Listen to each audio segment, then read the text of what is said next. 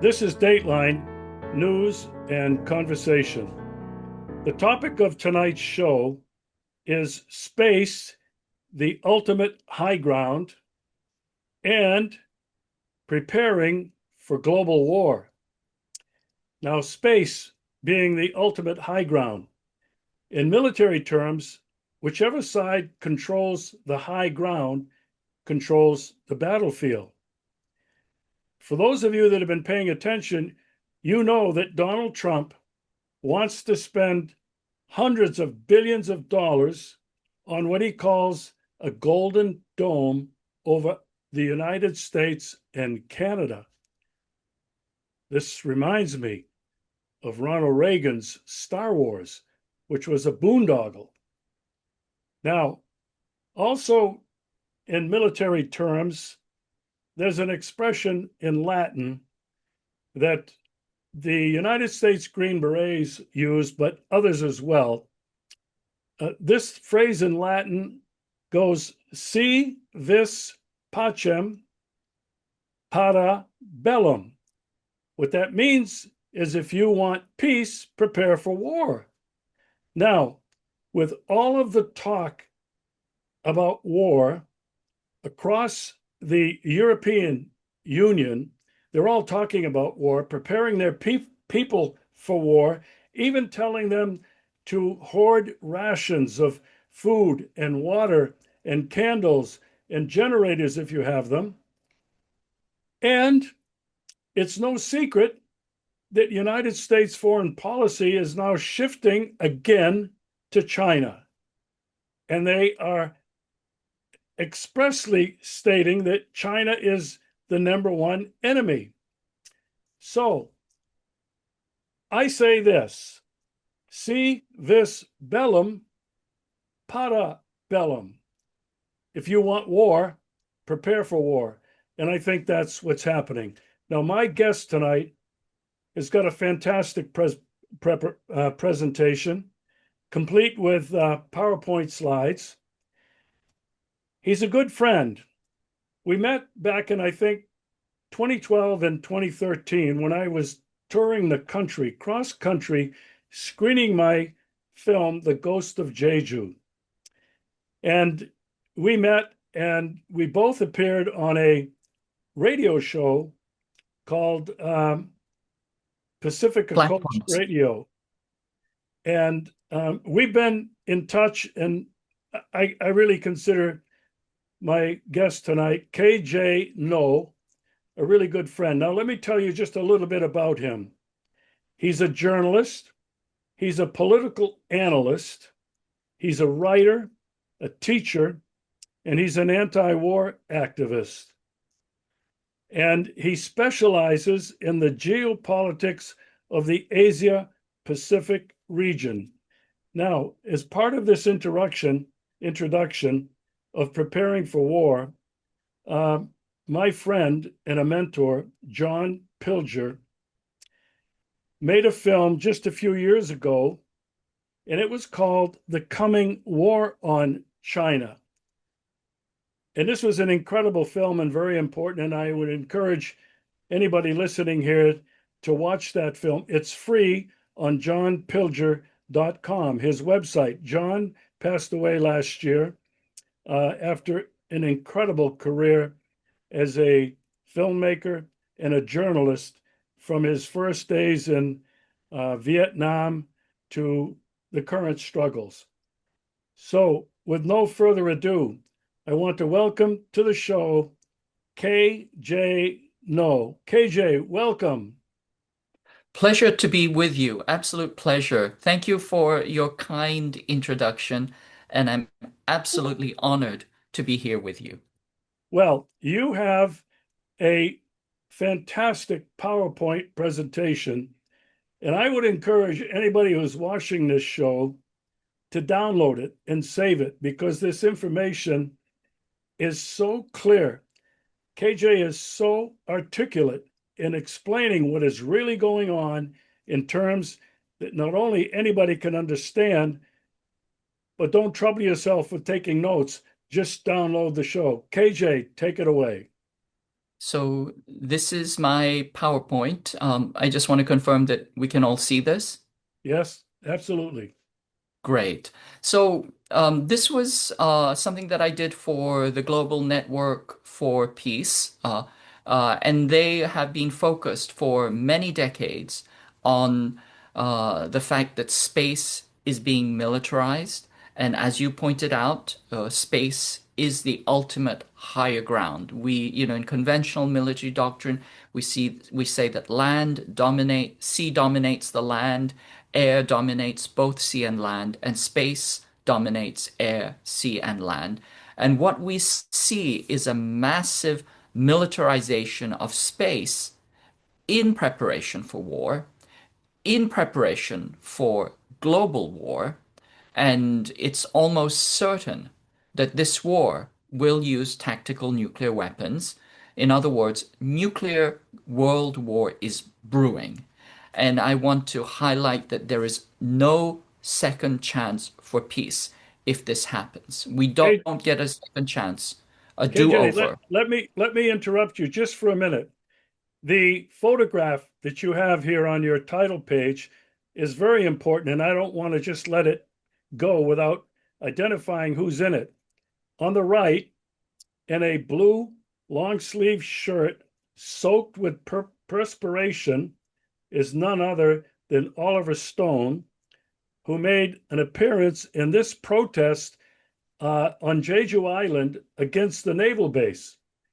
In the middle of this, with the white beard, is the iconic Father Moon, who has been arrested, who's been imprisoned, who's been beaten, and who has been one of the longest stalwart uh, people in opposition to that military base in Kangjong Village.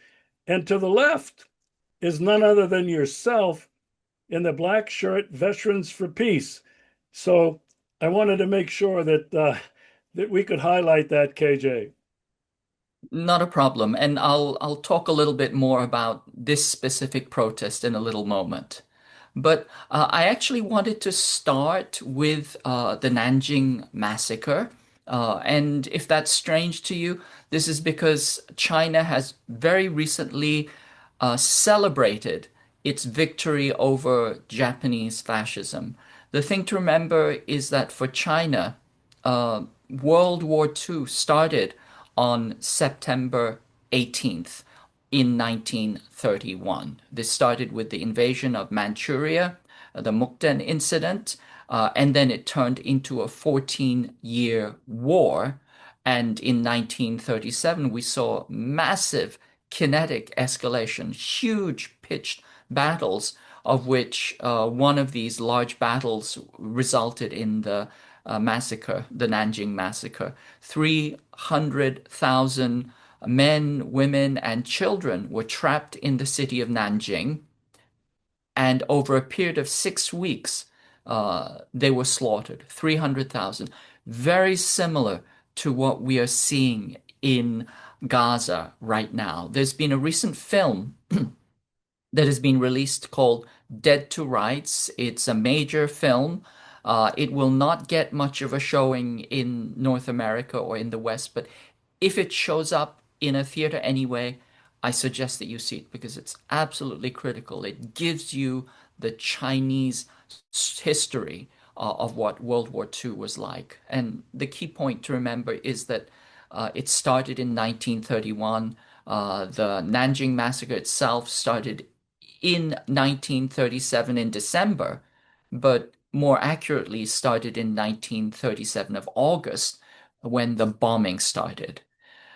These are some images of the Nanjing massacre. I'm going to give the viewers a little warning that these images are graphic. I tried to find the middle ground. There are images that are much, much more graphic than this. But here you can see, scores of dead bodies. This is a young woman who has been gang raped. It's also called the rape of Nanjing. She has been gang raped and she's in a catatonic state. Again, the mass bodies shot and dumped into mass graves, the random bayonet practice that the Japanese would do on captured civilians. the beheadings, and of course the endless corpses, as well as those of babies, as well as those of women. You can see once again, the genitalia exposed because these were women and children who were raped. Um, this is my source for some of these images. And one of the things to understand is that these types of massacres don't happen in isolation, but they are done through vast coordination and vast preparation. Just as, for example, the massacre, the genocide in Gaza is essentially being bankrolled by the Western states, Germany, Canada, United States, etc. The directly UK, they're directly supplying arms, logistics, intelligence, etc. And so, for example, the Nanjing massacre started not in December of 1937, but in August of 1937. It started from the island of Jeju, the southernmost island of the Korean peninsula. And it started with massive bombing raids, first on Shanghai, then on the road from Shanghai to Nanjing, and then on Nanjing itself. So the good people of Jeju Island, the Koreans, actually were commemorating the anniversary of the Nanjing massacre because they knew that their island, against their will, was implicated because the Japanese had used it as a launch pad. So they've even turned one of the main airfield, Altere Airfield, into an art installation commemorating, this vicious and horrific genocidal attack. And of course, this is also tied into the people on Kangjong Island who, for over almost 2 decades, have been trying to prevent the construction of a US military base, which will be used as a key power projection platform in escalation to war against China. Now, I highlight that Regis has made a film about this, about the struggles to prevent the base. I also highlight that the base has actually been built and it is being used for purpose, that is to escalate against China. But the struggle continues. The valiant villagers and activists of Kangjong Village anti-base movement continue to struggle. That fight does not end, and neither should we stop our support of these courageous actions. So coming back to the main point, I really want to highlight that the United States is preparing for global war. We are already at war with Russia through a proxy, but very clearly directly involved. The US envisions this as a three-course meal. Originally, the plan was China is the main course, and Russia was supposed to be an appetizer on the way to China. It was essentially, as the US called it, a gas station. A gas station with pretensions. And they were just going to steamroll through Russia and then move on to China and then finish off Iran as a dessert. Those plans seem to have been derailed. And so we're seeing different types of strategic sequencing. It may be that Iran is incorporated into a soup or a salad before the main dish of China. But essentially, all of this boils down to the understanding that the US is still deeply committed to global hegemony, and it wants to destroy any challenges to its global control and domination of the world. That includes China, that includes Iran, which covers West and Central Asia, and of course, Russia, which covers the West and the western part of the Eurasian continent. This was formulated in the early 20th century by Halford Mackinder, who spoke about the geographic pivot of the world. He said there was a pivot state which was centered in Eurasia, and he who controlled the pivot state controlled the destiny of the world.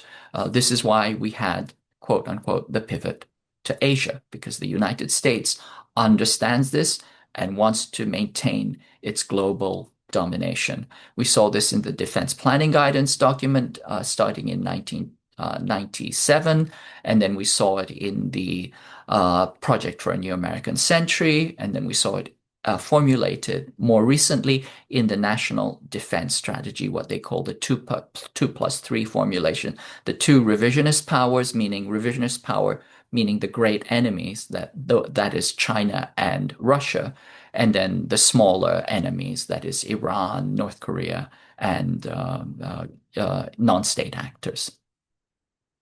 But before I get into the meat, I just want to talk a little bit about signal detection theory. So in signal detection theory, we're saying that in order to accurately discern what's going on, we have to be able to discern what is signal and what is noise, which is wrong information. What is the real information that we need to look at? And the fact is that signal and noise are always intermingled, and we can be very easily confused. And so we have to set up our own approach towards this. We have to bring our own discernment. But if we decide that our criteria for discernment includes too much noise, that is, if the criteria moves too far left, then we get a lot of false alarms because we have mixed in harmless signals or noise as dangerous signals of war. On the other hand, and so if you do this, you're going to run into what is commonly called conspiracy theory, and there'll be a lot of misinterpretation. And so it really is a challenging task. You have to look at the structure, the history, the means, motive, opportunity, the stakes, the benefits, etc. And the other way that sometimes people make an error is that they are too optimistic. That is to say, they move their criterion too far to the right. They only want true signals. And in doing so, they will avoid any noise or any false alarms. But they also miss a significant portion of the real signals of war. And this is the Pollyannish head in the sand approach. So we have an important task, which is to make sure that we don't err in either direction and that we really look for, the most accurate and most appropriate discerning criterion that we can apply. So I just want to point out these are the signals that I am seeing, and I invite you to think about whether these are signals or whether they are noise. So the three signals that I look for are information warfare, staging of the theater, the preparation of the theater for war, and then provocations. Okay, what do I mean by signals? Now, I refer to this as the subkinetic dimension of war. The first stage or the first signals are information war. That is to say, before the US goes to war, it engages in a massive campaign of information warfare or propaganda, essentially to manufacture consent and to demonize the other, to create distance and demonization of the other. This involves threat mongering, exaggerated threat mongering. And it also, this is very important, it involves a shutting down of all critical voices, all peace voices, all peace activists are going to be shut down. It's just like just before the US goes in with infantry, it creates a no-fly zone. Before it goes in with war, it creates a no-think zone, no critical thinking allowed. And you see this already with the massive persecution of anti-war voices in the United States. Just recently, Code Pink and Answer and other very, very important anti-war voices are being silenced and attacked. You can also tell not simply from the content of the information war, but from the intensity and the volume of this information warfare. It's nonstop. It's literally a fire hose of falsehoods. And you can also see that it's coordinated through different sources in the mainstream media and through social media. And we know that if you get a lot of information and it's repeated over and over and over again, as advertising does, for example, and you see it from multiple different sources, this kind of hacks the brain and makes you think that it is real, true, and convincing. So just the sheer volume of manufacturing of consent, of demonization of China or demonization of, U.S. enemies, lets you know that we're well on the path to war. This is the subkinetic dimension, the information war dimension. And then the other thing to notice is sometimes the absurdity of what you are being told. That is to say, um, it's essentially what Voltaire said. Those who tell you absurdities are preparing you for atrocities. If you hear things that seem absurd, that seem contradictory, that don't make any sense, you're probably well on the path to war because at that point, the propaganda is coming so fast and so rapidly and so intensively that the messages are kind of shotgun to any audience possible. And I also mentioned Pascal's wager. Pascal's wager is a way of intimidating people into believing that something is true, that if the party making the claims makes claims that are so extravagant and exorbitant, you're almost cowed into believing them because you think, if I don't believe this, the consequences are too extreme. And so it's a way of psychologically making you believe. It's like the person at the gambling table, who makes a big bet, and you think, wow, they made that big bet, therefore their cards must be strong. They must have the facts at hand.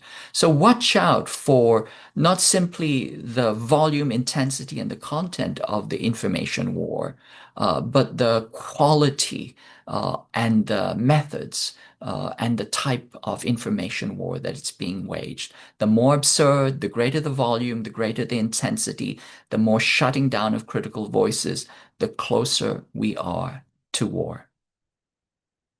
Now, I just want to do a minor diversion to John Gottman. John Gottman is a psychologist, and he said that he was able to predict whether a marriage was headed for divorce in 15 minutes to a 90% accuracy by looking for what he refers to as the four horsemen. That is criticism, contempt, defensiveness, and stonewalling. If those things, you see that in 15 minutes, you're 90% certain that that marriage or relationship is headed towards divorce or separation.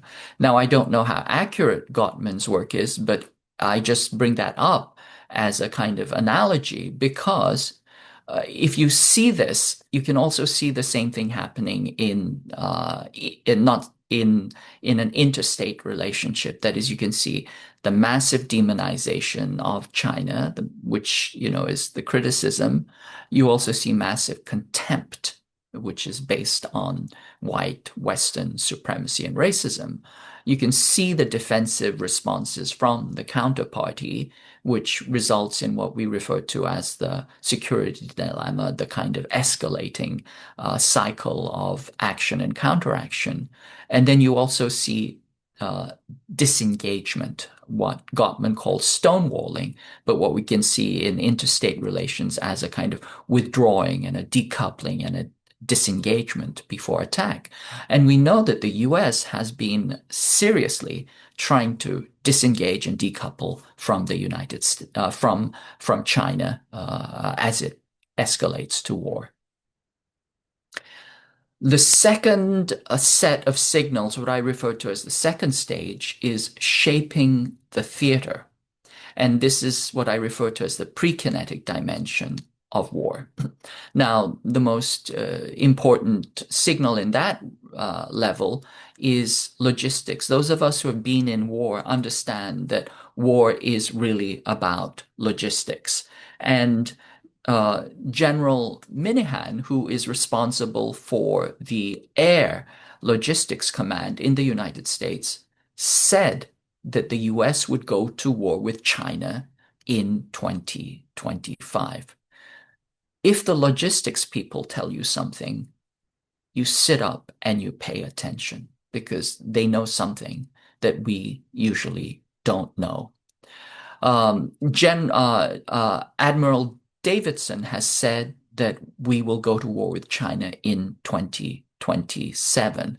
So we call this the Minihan-Davidson window, 25 to 27. Somewhere in this range, it seems that there are very, very powerful voices who know what they're talking about, who are saying that we are going to go to war with China.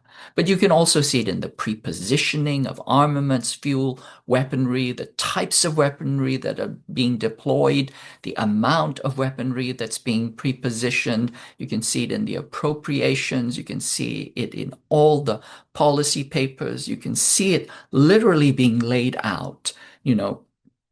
The China is being encircled with a wall of bases, of troops, and missiles. Literally, a wall of missiles is currently surrounding China, and the US is exercising intensely in very, very specific ways to prepare for war against China. And you can see this in the intensity also of the exercises, as well as the types of exercises. These are exercises designed for global war, for war with peer competitors. And then you also see this in the alliances that have been built, the Quad, the kind of corralling of NATO type strategy and NATO tactical data networks into Asia, JACUS, Japan, Korea, US alliance, JAFAS, Japan, Philippines, US alliance, etc. These, you see the military alliances being built. You see the war exercises and the intensity and the focus of these exercises. You see the armaments, weaponry, and the logistics happening. All of these are very, very ominous signals. I just want to talk a little bit about Korea because Korea is important. Very recently, South Korea almost had a military coup. Why did it have a military coup? Well, South Korea has a very, very strange relationship with the United States. To put it briefly, it's a vassal and a neo-colony. But the United States still has operational control over South Korea's 500,000 conventional regular troops and 3.1 million reserve troops. In other words, the US has control over South Korea's 3.6 million troops in times of war. South Korea's recently attempted military coup by Yoon Suk-yeol was also an attempt to trigger a war with North Korea. And this was signaled about a year before that by a deep state journal called 38 North, which said that North Korea will go to war. It has to go to war because it has run out of options. And these people were deep state insiders who wrote this befuddling article for the national security state, but they didn't make any arguments. They simply said North Korea has stopped diplomatic engagement, and therefore it will go to war because it has run out of options. Now that doesn't make any sense because there's a lot of options between disengagement and kinetic war. But they made the kind of binary that it has to go to war because it has run out of options. If we think about it, what they really mean is it's run out of options because the US was planning war for North Korea, and North Korea, of course, would have had to react. And of course, we see these concrete plans that were rolled out during Yoon's military coup last year, when the South Korean military did some extraordinarily provocative actions that were almost certain to result in a North Korean kinetic response. Luckily, the North Koreans had incredible fire discipline. They did not respond, and Yoon's military coup was rapidly dismantled by the South Korean population who knew exactly what was going on, and they threw their bodies on the line to prevent it. But once again, this is, again, a very, very strong signal that the vassals were being prepared as dictatorships, because you need dictatorships for war, for immediate kinetic or close kinetic escalation. We also saw this in Taiwan's recent attempted legislative coup. The Taiwanese DPP, which is the quisling U.S.-controlled proxy for U.S. interests, they recently attempted a legislative coup in their own country, which was again beat back by the good citizens of Taiwan Island. But once again, it goes hand in hand with South Korea's military coup. In fact, the DPP, the Taiwanese DPP, were the first to praise South Korea's military coup, and they had actually coordinated with South Korea's defense intelligence director, that they had actually spoken and talked about mutual support. And so what we're seeing color revolutions and chaos all around the BRICS countries and the BRI, and in particular around China. Just if you look at a kind of uh, a map of where all these color revolutions and chaos are happening, they're directly on the borders of China. So I'm talking Sri Lanka, Indonesia, Myanmar, Thailand, and most recently Nepal. I think there's very, very strong evidence to show that the Nepal is a color revolution which is being pushed by the United States because Nepal was getting closer to China. And then we also see, the unbridled war, aggression, and genocide around the world in West Asia, in Palestine, against Iran, in Lebanon, Syria, and Gaza. One more signal, Pete Hegseth has declared that the US and Japan are constituting a joint force headquarters in Japan in preparation for a joint military command. Now, the key thing to understand here is that joint command between the US and another country means US command. But this is essentially a qualitative step towards war. And Secretary Hegseth has said Japan would be on the front lines of any contingency, i.e., any war in the Western Pacific. I want to point out that this didn't come out of nowhere. It's a strategy that is 4 moves deep. The Obama administration gave the green light for Japan to remilitarize, and it did that by brokering an erasure of the Comfort Women's scandal and slave labor issues between South Korea and Japan. And then Shinzo Abe, before he was assassinated, he started to transform Japan's peace constitution and started to turn Japan's self-defense force into an offensive military force. It is currently the fourth or fifth most powerful military in the world, and it will soon have the third largest military budget in the world. And Shinzo Abe, along with annulling Japan's peace constitution, he began signing military agreements that would allow Japan to fight alongside the US anywhere in the world, in particular in around Taiwan.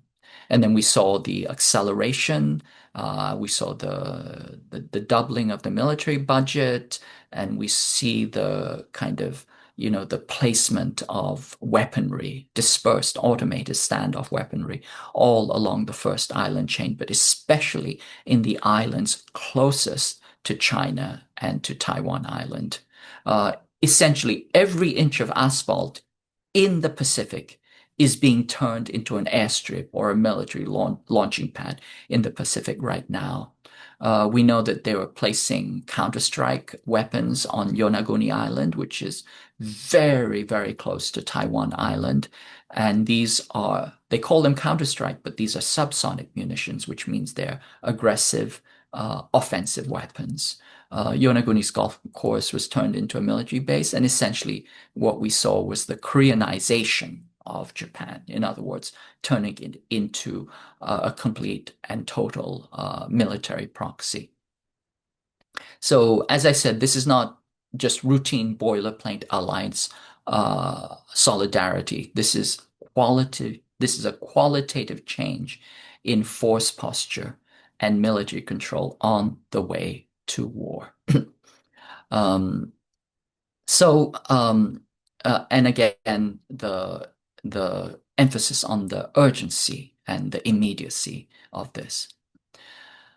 I also want to point out something about the war exercises that we're seeing. Those of us who have been in the military, we know that we, train and we do exercises, but we know when the exercises are regular, kind of routine, and we know when that they're extraordinary. And what we're seeing in the Pacific, the scale, the tempo, the intensity are extraordinary. In South Korea alone, they had 275 days of military exercises last year. And these military exercises include 20 nuclear strategic bombing runs. That is unheard of. And of course, just a few months ago, because they were doing these military exercises, these war exercises using live fire and live ammunition, there was a bombing incident where 150 or 160 houses were damaged from the bombing inside of South Korea. And this tells you that what this tells you is that in war itself, you will constantly see friendly fire accidents because the tempo and the pace and the intensity result in friendly fire accidents. But we're now seeing these in the drills, in the war games themselves. So that tells you, gives you a sense of how intense these exercises are. And the other thing is the kind of the strange, rare, and peculiar events. For example, again, last year, the US military rehearsed taking prisoners of war. And that's a granularity of military exercise that just tells you that these exercises are not routine. Something very, very intense and ominous is happening. And also, you can think about the weaponry involved.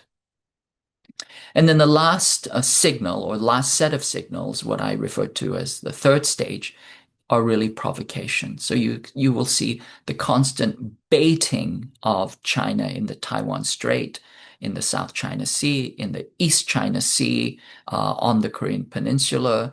If you want to use a basketball analogy, it's as if you're constantly driving into the paint to try and draw a foul. And once that foul is drawn, then you will invite everybody to come down from the bleachers and start the melee. And this is literally actually spelled out in Elbridge Colby's Strategy of Denial. It's a book about how to trigger war against China to maintain US supremacy. So essentially, the provocations are trying to foment a casus belli. We know this because we've been seeing this coming a long way down. This starts with the Defense Planning Guidance document in 1992, the Wolfowitz Doctrine, then which became the Project for a New American Century, which then turned into the Bush Doctrine, the Obama Doctrine, and then the Trump Doctrine. In 2008, we saw a very, very serious pivot because this was when the actual doctrine of war against China was built out. It's a doctrine of war which is called air-sea battle. An air-sea battle is a reference to air-land battle, which was the doctrine of war against the Soviet Union during the Cold War. And it's essentially a doctrine of rapid and vicious decapitation, deep strikes inland against command and control and against cities inside, the mainland. And you see this once again reflected in the strategy of denial.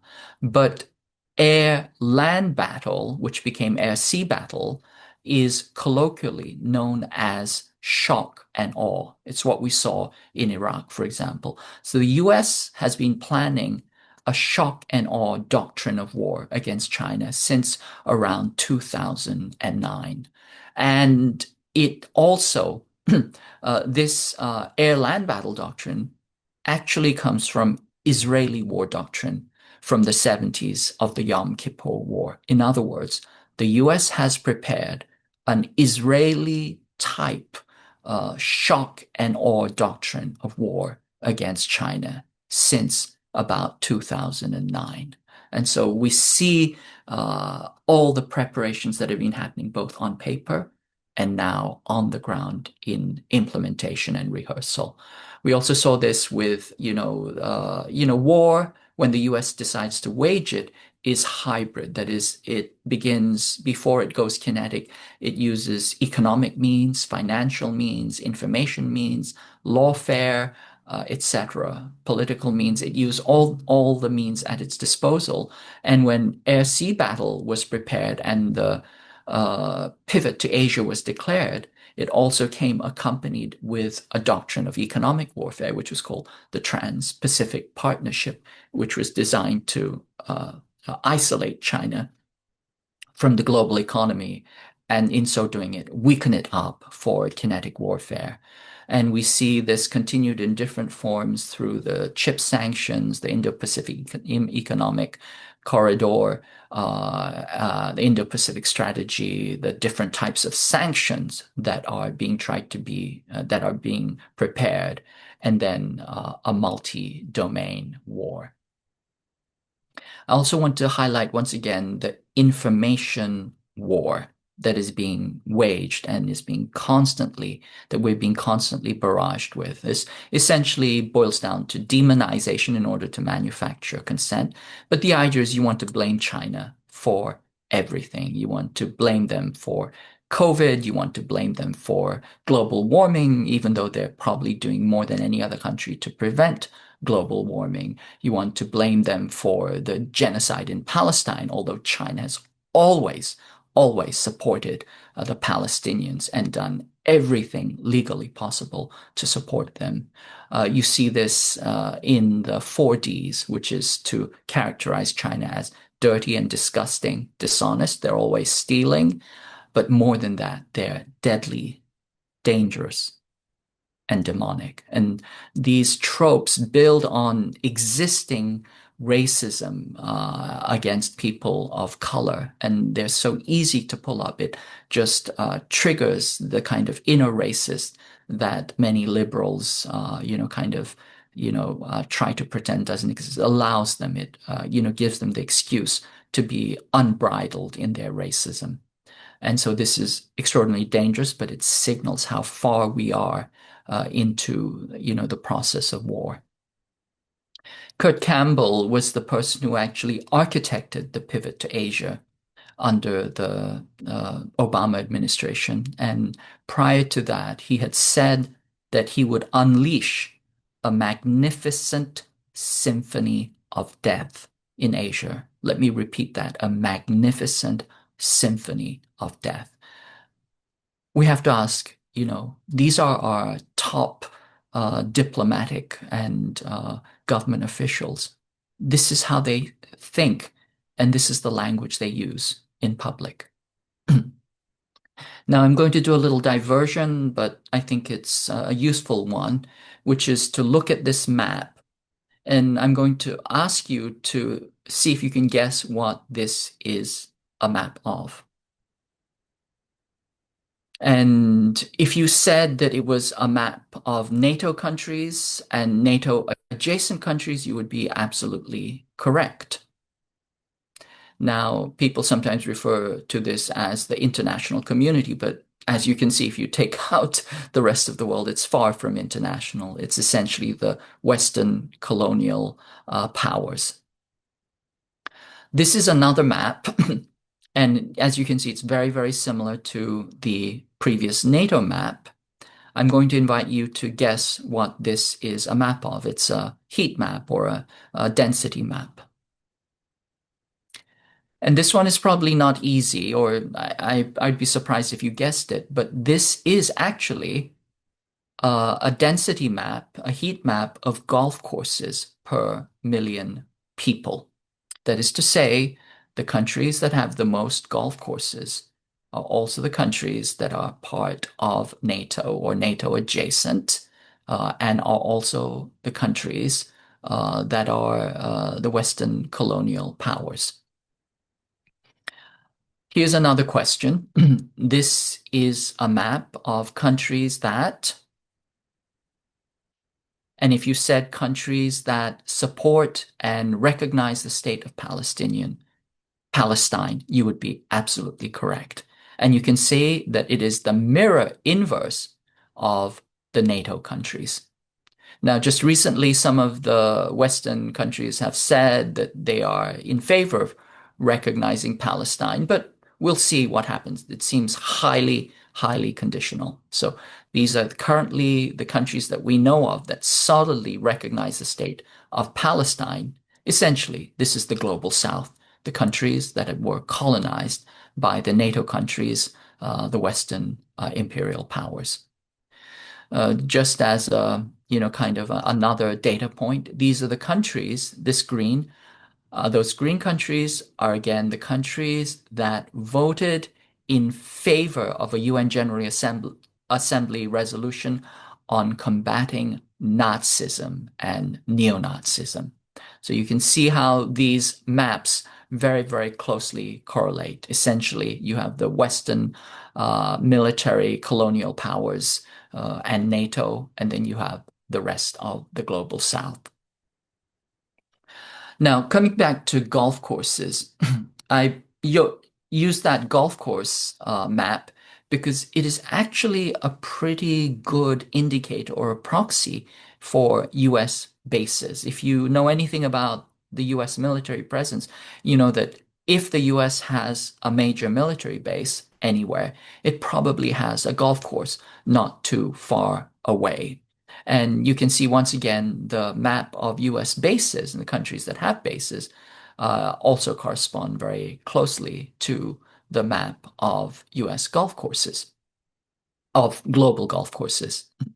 So, for example, in South Korea, this is Camp Humphreys, also known as in Pyeongtaek, and this is the River Bend golf course. Pyeongtaek actually has two US military golf courses, but this is just one of them. And you can see this huge, beautiful golfing green, which was actually, these were actually rice paddies before the US took them over for a military base. And so instead of having this land feeding and nourishing thousands or tens of thousands of people, you have it appropriated for the amusement of a few US officers. That's one of the signals that you are deep inside the colonial relationship. NATO, of course, has its own golf club, and it also often uses US military golf courses. But here's an interesting thing. This is the THAAD missile base in Seongju, South Korea. Look at it carefully, and you can see the white areas in the lower part of the image. Those are sand traps. In other words, the US built its THAAD missile base on a golf course, which is a very, very strange thing. The THAAD missile base in South Korea was originally the Lotte Sky Hill Seongju Country Club. And why would you turn a golf course into a military base? My point is that the ruling imperial elite and the military, they love their golf courses. If you look at the debate between Joe Biden and President Trump Essentially, the first half of the debate was a debate about golf handicaps and golf scores. This is how much they love their golf. And so that lets you know that if the US military, if the ruling elite are turning golf courses into military bases, that means that something very, very ominous is afoot. The ruling elite never give up anything, and they certainly don't give up their golf courses. So when they start giving something up, you know that the stakes are extraordinarily high, that something very ominous is afoot. What is afoot? Well, as I said, nuclear war is in the plans. Global war against China is in the plans. And I think it's very clear that the plan is to go nuclear. Elbridge Colby, the current Undersecretary for Policy at the Department of War, has been agitating and militating for nuclear war for about a decade now, before the Senate Arms Committee and everywhere in the elite circles. He has been saying that there has to be a streamless, a seamless continuum between conventional war and nuclear war. And current doctrine is that tactical nuclear weapons are perfectly acceptable to use if the US goes to war. Now, I think it's also important to point out that when the US talks about tactical nuclear weapons, these are weapons that are up to 200 kilotons and are planned to be up to 360 kiloton weapons. Just to give you a little frame of reference on that, the bomb that was dropped on Hiroshima was 15 kilotons. In other words, the US considers usable preemptively as part of regular warfare warheads that are 24 times more powerful than the bomb that was dropped on Hiroshima. And the US is preparing hundreds of these weapons. So both Ted Postol and many others have said the US is upgrading in its hardware to plan and fight a nuclear war. And as Larry Wilkerson said, these weapons are going to have to be used.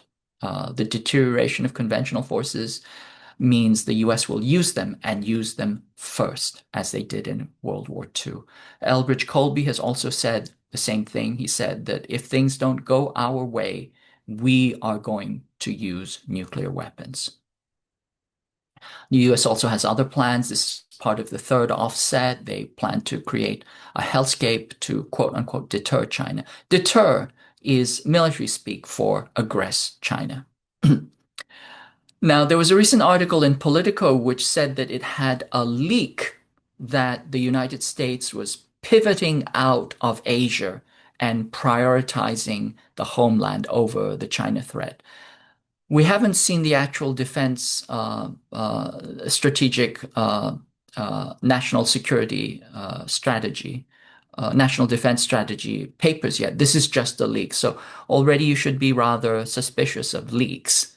But when this leak says that Pentagon prioritizes the homeland over the China threat, remember, this is the head of Indo-PACOM. He says that the homeland includes the Pacific.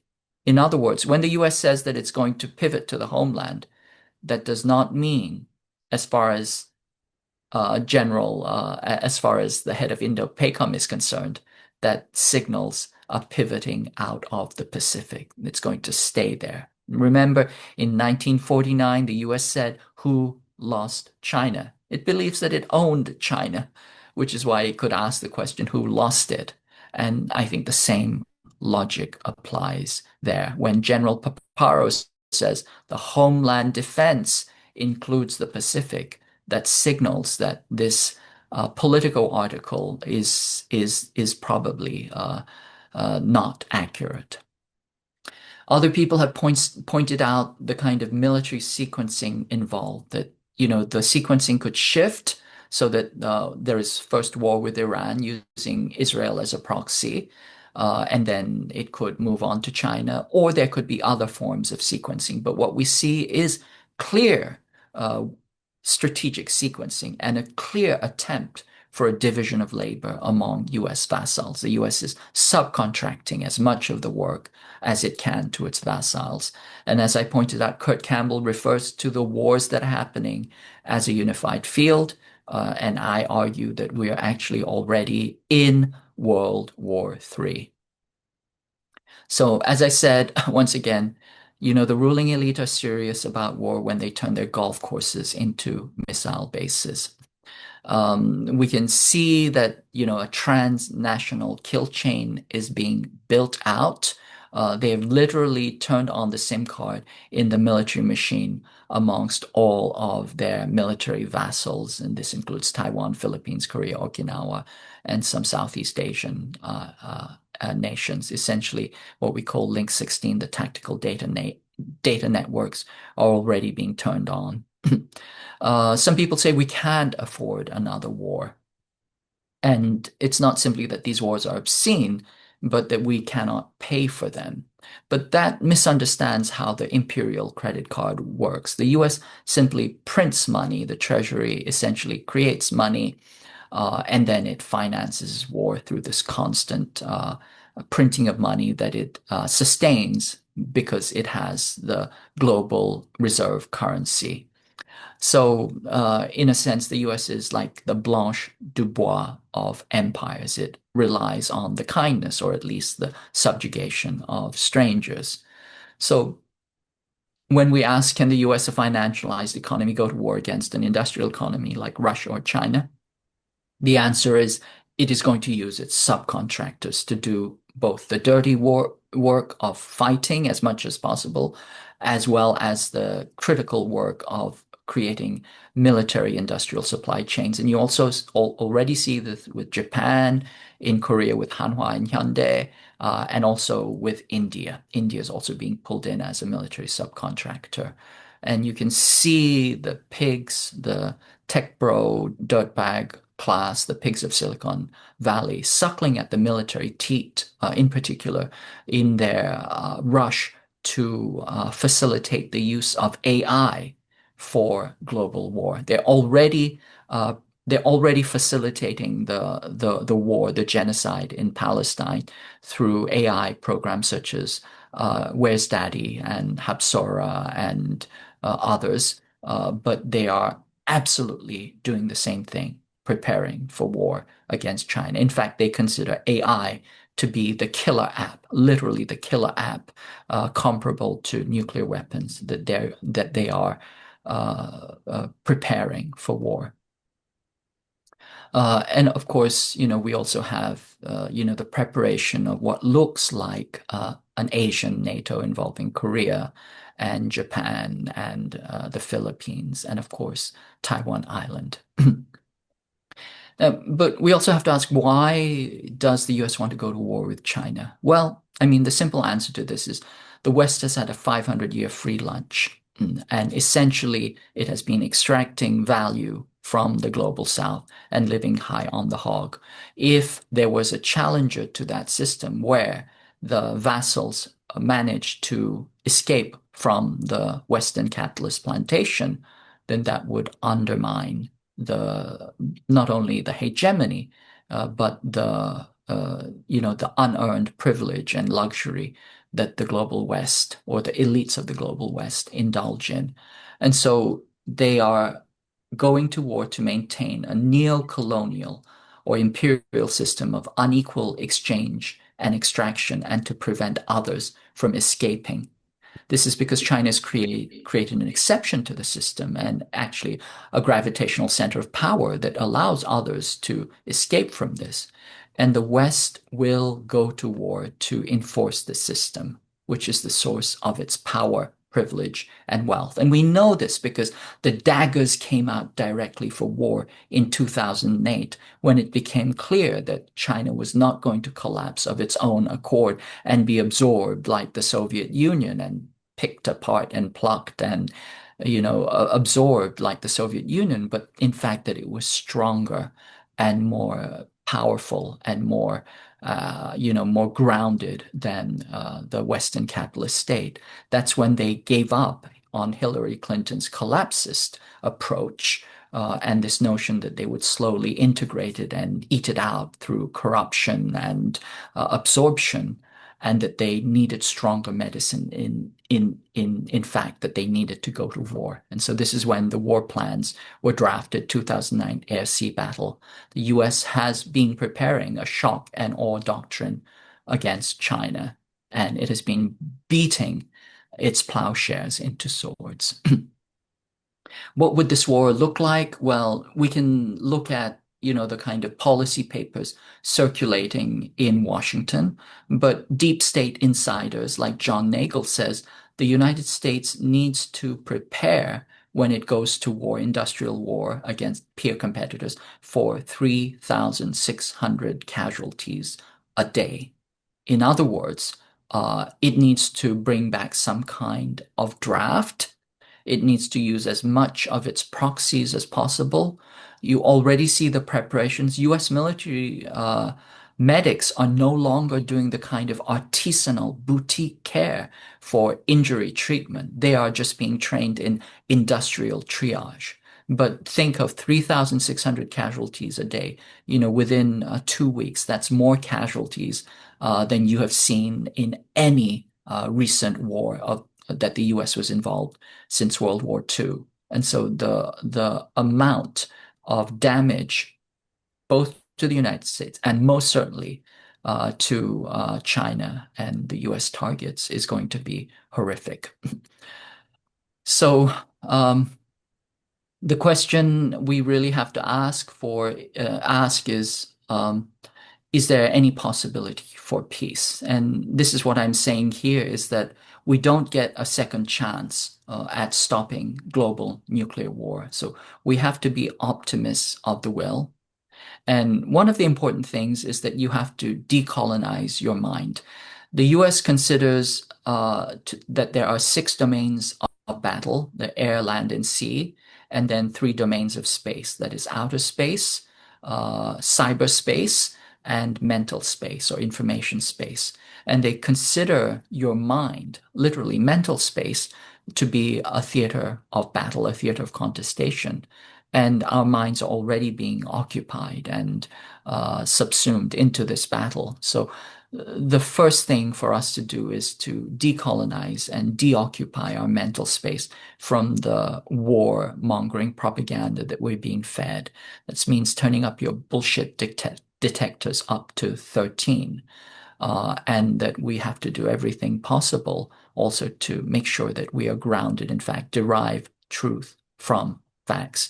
This is really, the most important moment in history. As I said, I cannot emphasize enough, we do not get a second chance to stop nuclear world war. This is really the last drink of the millennium. And I will, give the analogy that, the curtains are coming down on the US global empire. But as the curtains come down, it's like the bar is being closed. And the US is like the bar drunk that does not want to go home, doesn't want to go home. Its credit cards have been rejected. It's struck out with everybody, really doesn't have any friends. It needs to go home quietly, but it will not go home quietly, and it's spoiling for a fight. It will fight anyone and anything, even as the bar is closing. And this is why this is so dangerous. The dying empire is the most dangerous. The US is in a school shooter mode, and that's what makes this so extraordinarily dangerous. And this is why we have to work hard, and despair is not an option. We have to prevent this coming war.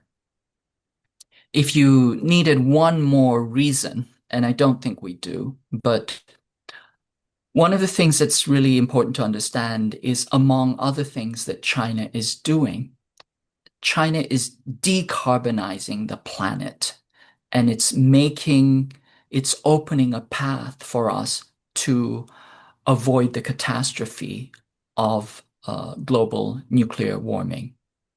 Prior to China's efforts, when people talked about sustainable growth, this was largely considered an oxymoron. You don't have growth and sustainability at the same time. It was, pie in the sky. It was a contradiction in terms. But there's been a major data-driven report from the British energy think tank called Ember that shows that actually what China is doing is actually transforming the world. The China's ecological civilization and sustainable energy development is leading the world away out from fossil fueled economies. And it's literally opening the path out of climate catastrophe. The Western Empire is a hydrocarbon empire. It's built on fossil fuels. It's built on the control of oil, the petrodollar, and the exorbitant privilege of the petrodollar is built on hydrocarbons. But what China is showing is that the sun, the wind, and the waves are a global commons that the US can neither control or dominate. And countries that can harness these commons have a path to reclaim economic and energy sovereignty and develop outside of the fossil fuel stranglehold of the US empire. So this is another way in which China is sharing the concrete means of liberation for the global south. It is dismantling the master's house without using the master's tools. But we know the US would rather burn the planet down rather than let China lead the way out of climate catastrophe and planetary collapse. So this is, if you needed another reason, if, preventing nuclear holocaust was not enough, this is one more reason why war on China has to be prevented, because China is the way out of global climate catastrophe. And the US plan to destroy China is a plan to continue fossil fuel hegemony. Just a few quotes from the Ember report. China's surge in renewable and whole economy electrification is rapidly reshaping energy choices for the rest of the world, creating the conditions for a decline in global fossil fuel use. China provides a valuable reference point showing what is possible when long-term vision is matched with pragmatic coordinated action. Its clean energy transition is fundamentally reshaping the economics of energy across the world. Even the New York Times is saying China is the engine driving nations away from fossil fuels. The Chinese have created new technologies that have driven the prices down by 90%, and more than 90% of wind and solar projects produced power more cheaply than the cheapest fossil fuel alternative. In other words, China is the engine, and it is changing the energy landscape, not just domestically, but in countries around the world. I think that is a message of hope. And we know that the United States wants to kill hope, wants to snuff out hope from, snuff out the possibility of hope.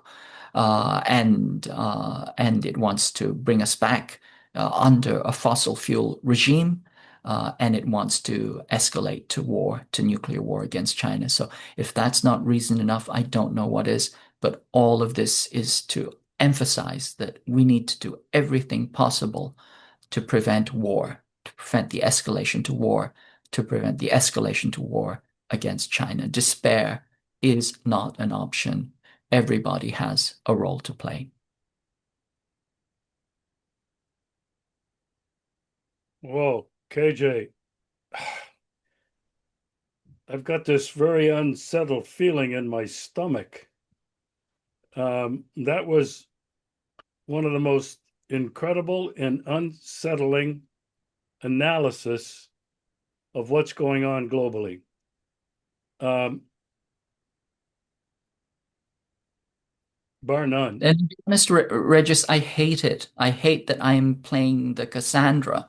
But I believe that it's important for us to understand this. I said, once again, the stakes are so high The signals are very clear, and then we have to bring our own discernment to what those signals are.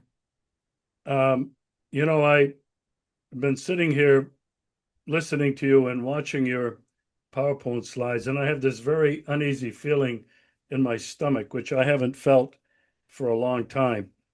Um, you know, my second feature documentary was called 30 Seconds to Midnight, The Final Wake Up Call.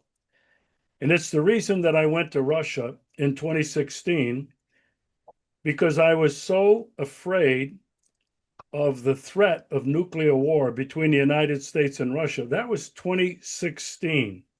This was after the coup d'etat in Kiev in 2014. But I had to come to Russia to find out for myself the truth about the Russians, the Russian military, and the Russian government and Russian foreign policy. My eyes were opened. And I ended that film with these words: will those neocons, whatever you want to call them, in Washington, D.C., realizing they have lost this epic battle for the future order of the world, control of the world, take us all down with them in a nuclear Armageddon? KJ, that's this uneasy feeling that I have in my stomach right now based on your analysis. Now, I'd like to continue to discuss with you a couple of things, because you began talking about the United States military bases surrounding China and Russia. Well, I'm sitting here in the Russian Federation, in Yalta, in the Crimea, and the focus from here is not primarily on China, it's primarily on Russia. Russia has been surrounded by United States military bases and nuclear weapons since 1991, with the advancement of NATO into, I think it was 9 former Soviet republics. Every year, KJ, as you know, ever increasing military exercises are taking place, gaming a first strike nuclear attack on Russia, decapitating the leadership and taking control of the country. You pointed out that China is also surrounded by a wall of bases, a wall of armaments and weaponry. The United States has been stockpiling these lethal and nuclear weapons all around Russia and all around China.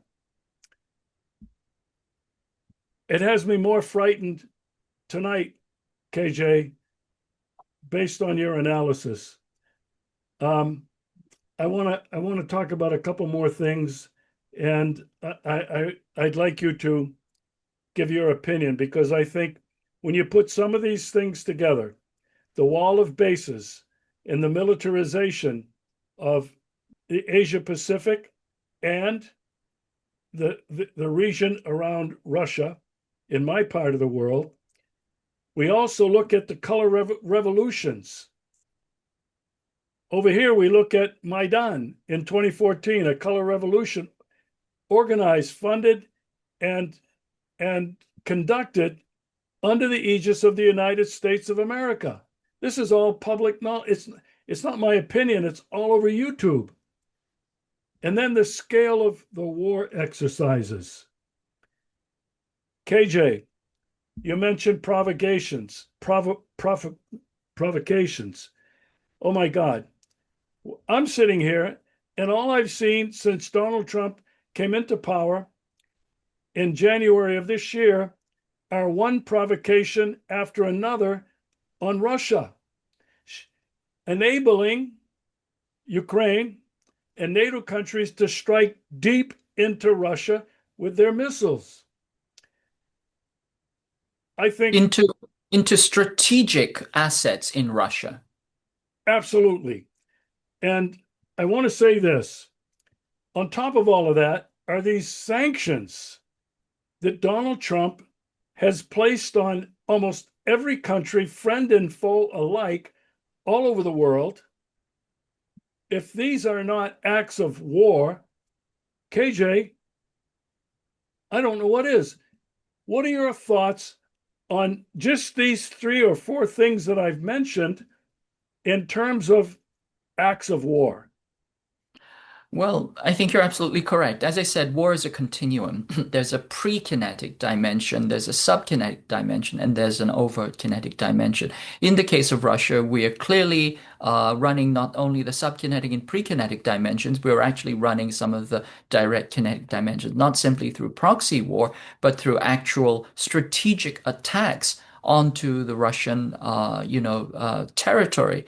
That's extraordinary. And you can see, you and I think we both agree that these are provocations. The idea originally was to provoke Russia to war and then use Ukraine as a bloodletting table. That didn't work out so well, primarily because the US had expected to be able to bring Russia down initially just through sanctions. Russia's a large part, a very, very large part of Russia's economy, about one-fifth, is oil.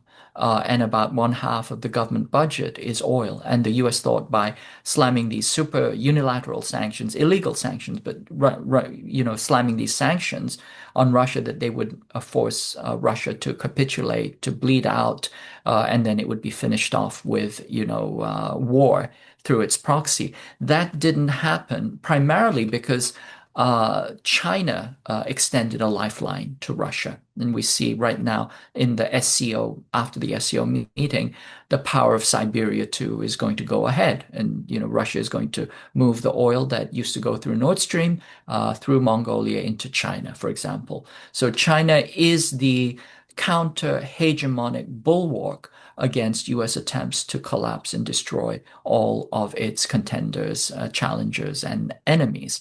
Now, you really have to think, once again, as not Russia and China as being separate, but as being different courses of the same meal. The main course is China, and Russia was just supposed to be an appetizer. You were supposed to barrel through it because it's just a gas station, right, with weapons. But that didn't happen because the Russians, using extraordinary restraint, but also fighting back with extraordinary strategic acumen, they were able to transform the battlefield onto something that was successful for their own doctrine, essentially a war of attrition powered by an industrial economy that was essentially seeking to demilitarize and denazify the entire country. And so vast regions of Ukraine have essentially been turned into, a kill box for the young, innocent Ukrainians who are being shanghaied to fight on behalf of Washington. That is a tragedy beyond belief.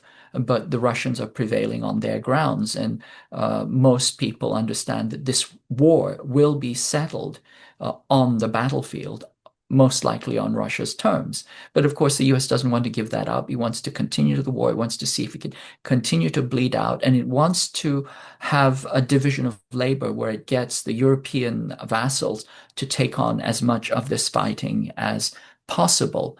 That is also combined with, as you point out, massive color revolutions around the world, Orange Revolution, the Yellow Black Revolution, the Pink Green Revolution, all these revolutions that surround Eurasia, in particular Russia and China, and also, as you point out, very, very clear and concrete plans, and sometimes the implementation of strategic attacks deep inside,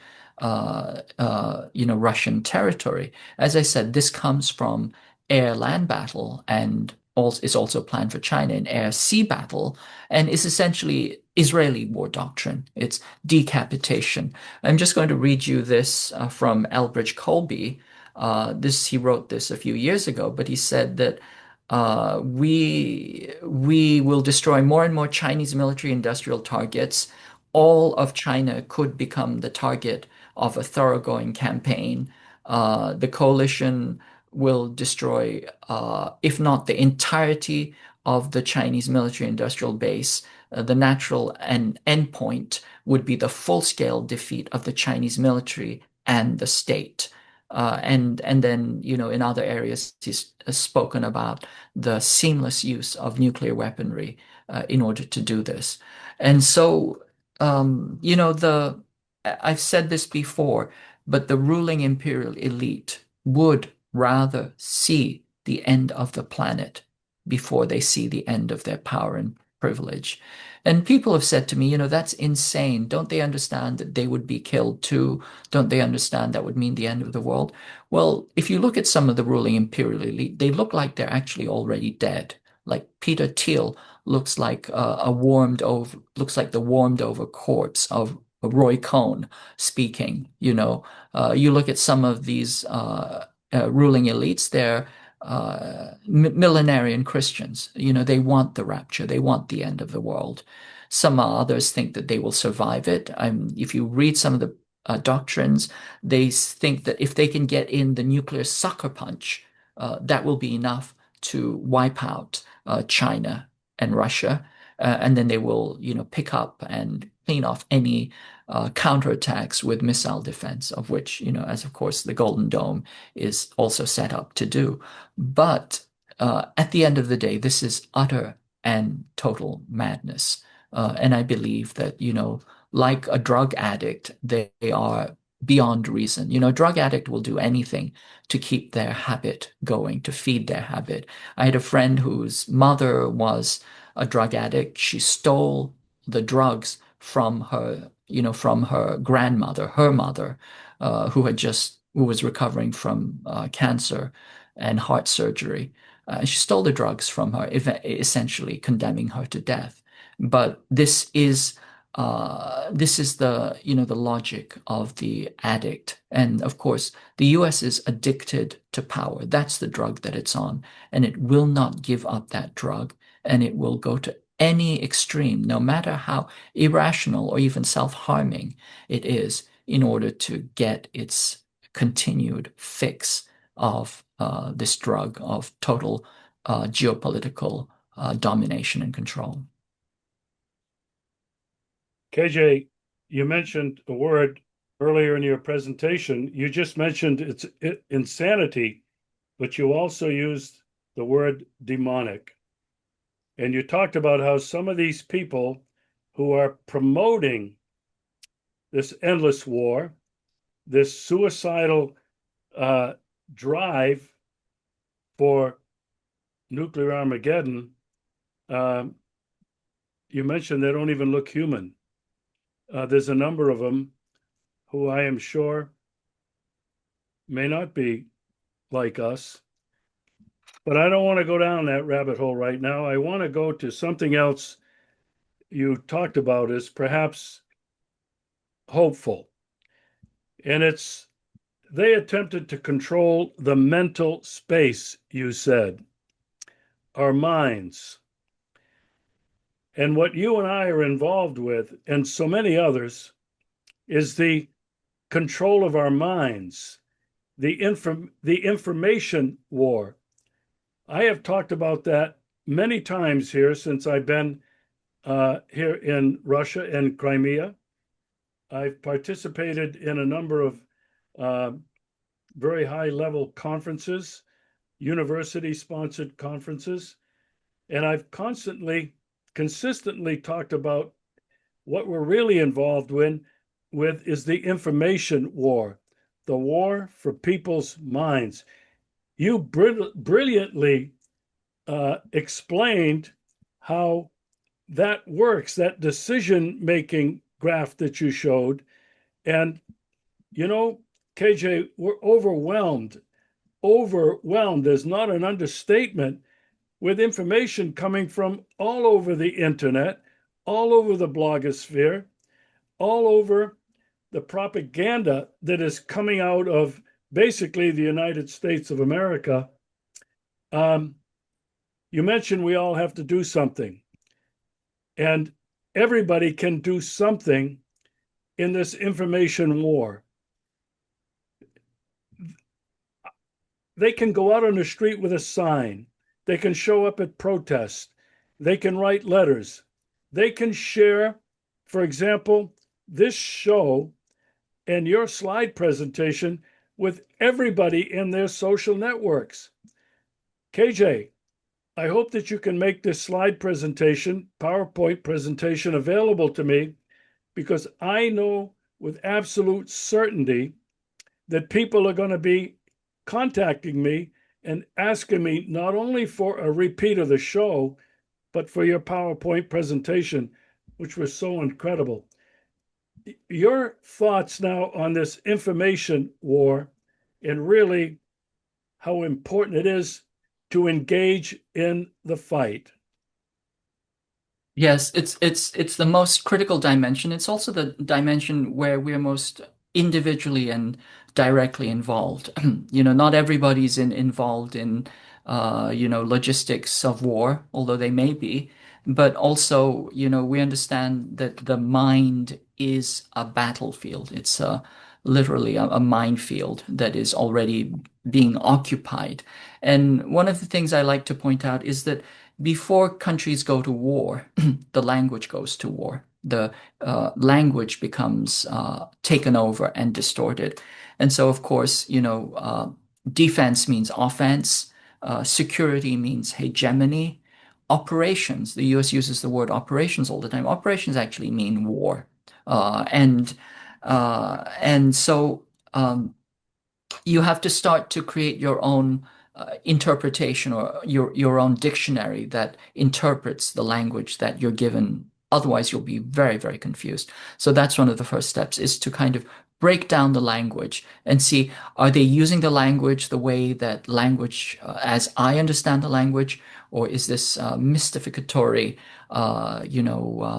confusing way of using language to confuse us. If the US says that it wants to that it's working for security, is it really talking about security or is it talking about a hegemony? When the US says that it wants to deter war, replace that word deter in that paragraph and see if the word aggression is actually more appropriate. And if the word aggression is more appropriate, then what they really mean is aggression, and they're using simply the word deter or deterrence as a kind of coded word, as a dog whistle for themselves.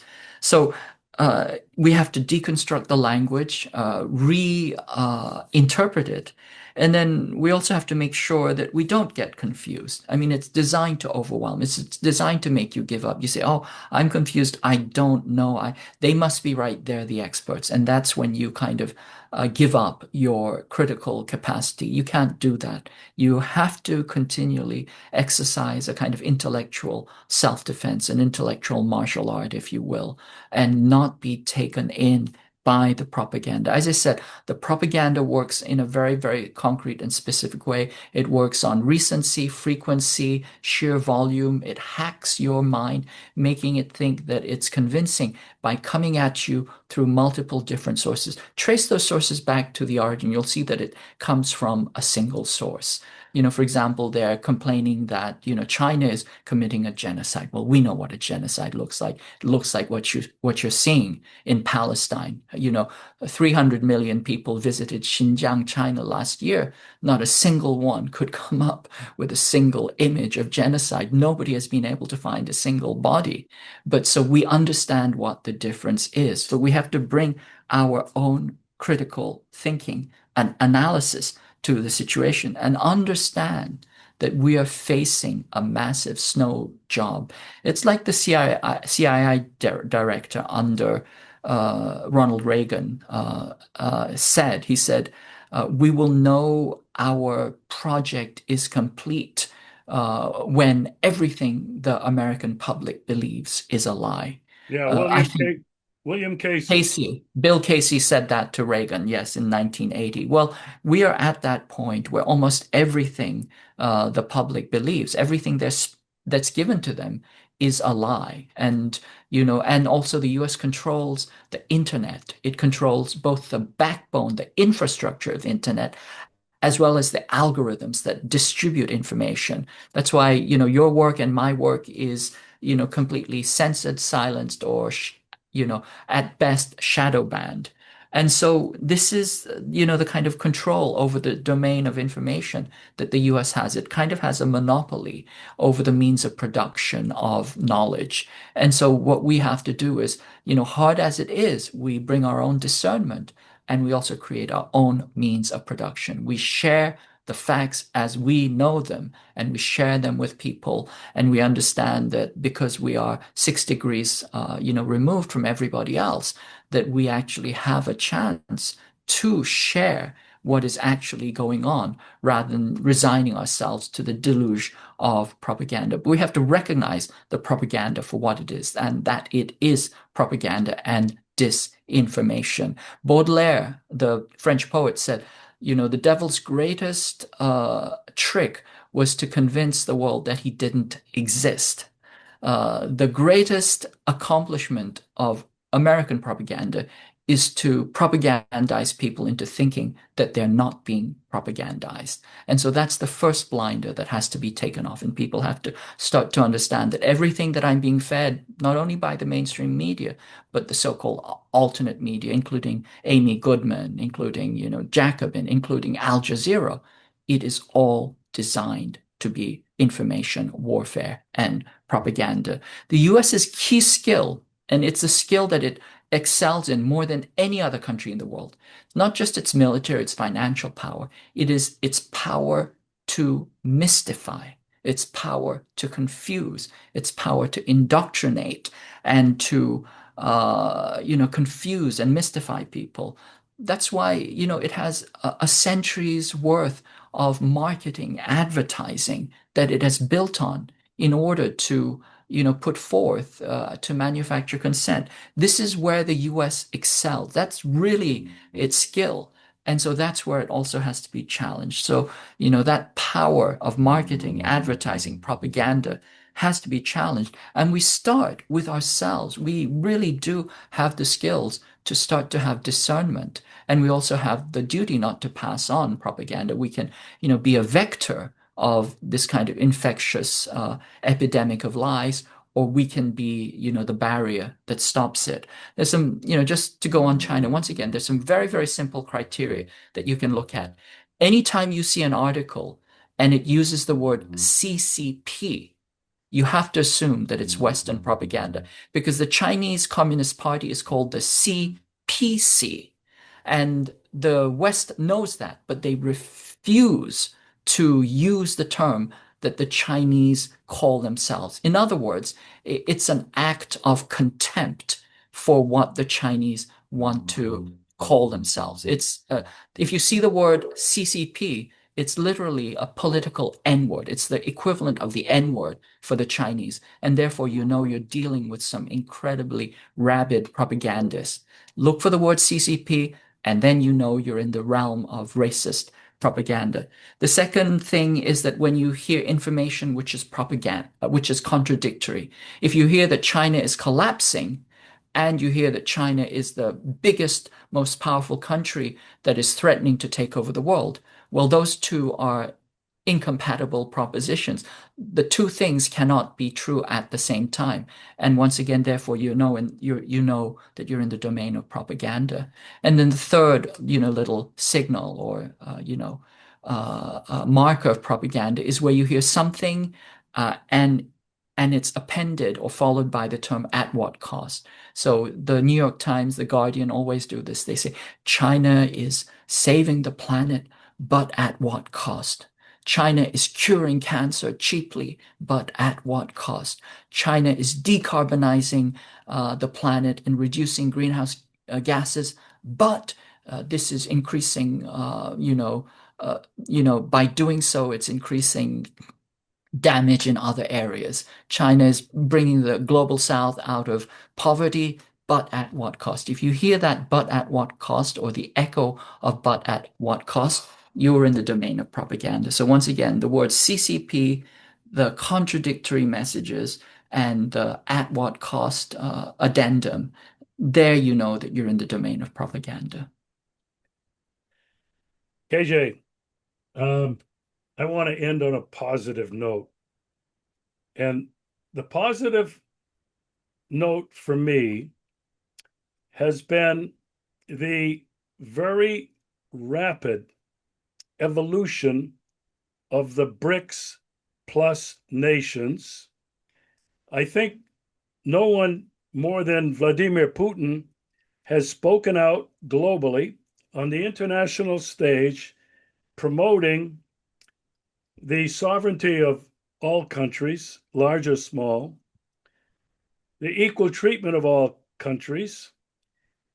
He's been talking about, and BRICS is about this, it's the development of all countries, not the exploitation. They've been talking about the strict observance of international law and the principles of the UN Charter.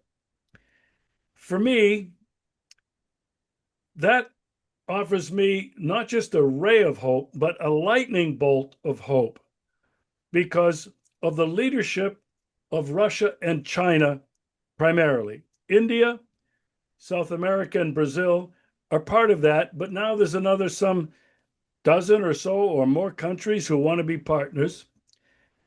But you mentioned just briefly the Shanghai Cooperation meeting in China earlier this month, which was an amazing event, which underscored what we're talking about right now. What China and Russia and those other 27 countries who attended that event and attended that amazing parade was a message not only to the United States of America, but it was a message to the rest of the world that there is an alternative movement, an alternative track towards a more just and fair and peaceful world.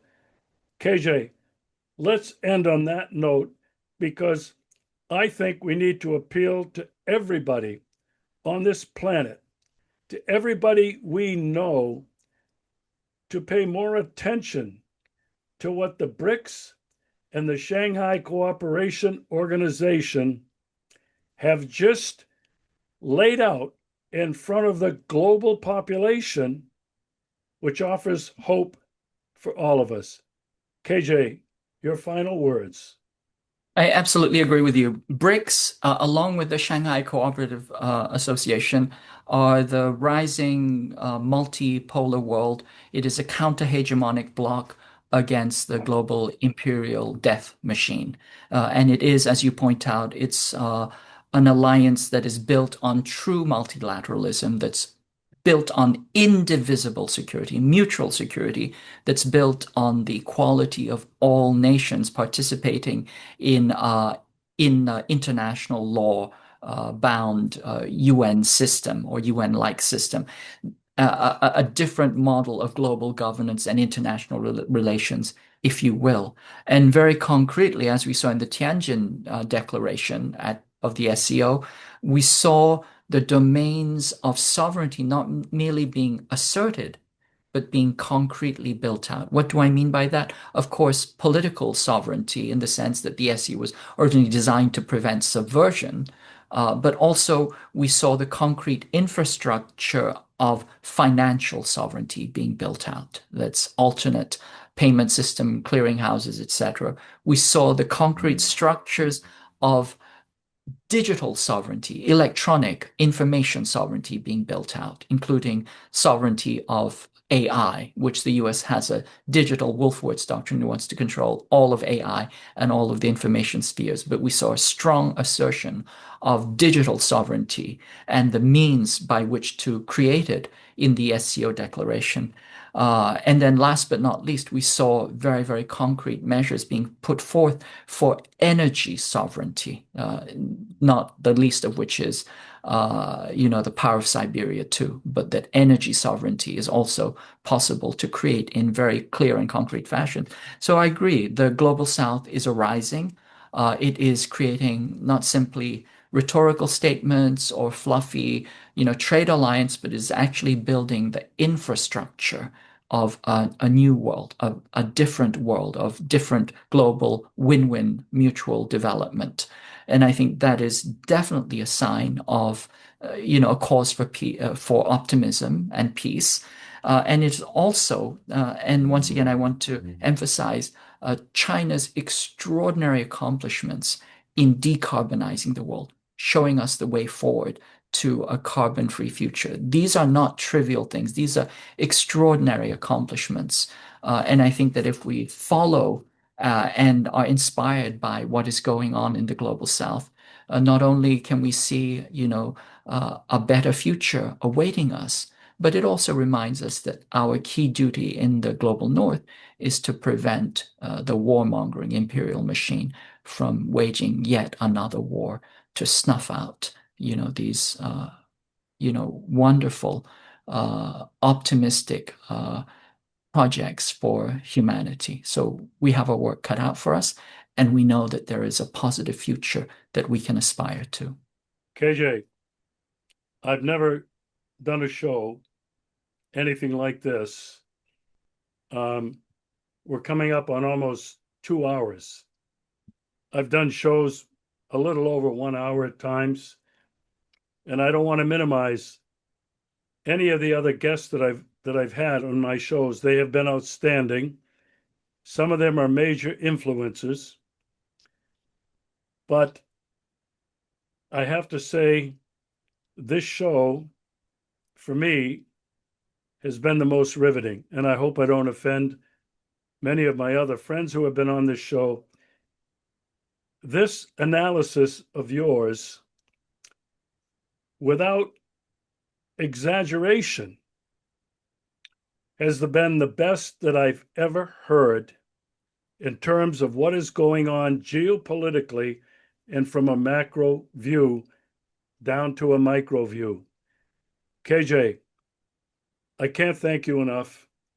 I hope that you will agree to continue our discussion in future shows, examining in detail what's going on globally, with an emphasis going forward on hope and encouraging everybody.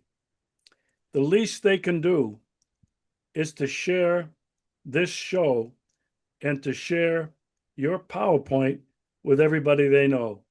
KJ, thank you so much.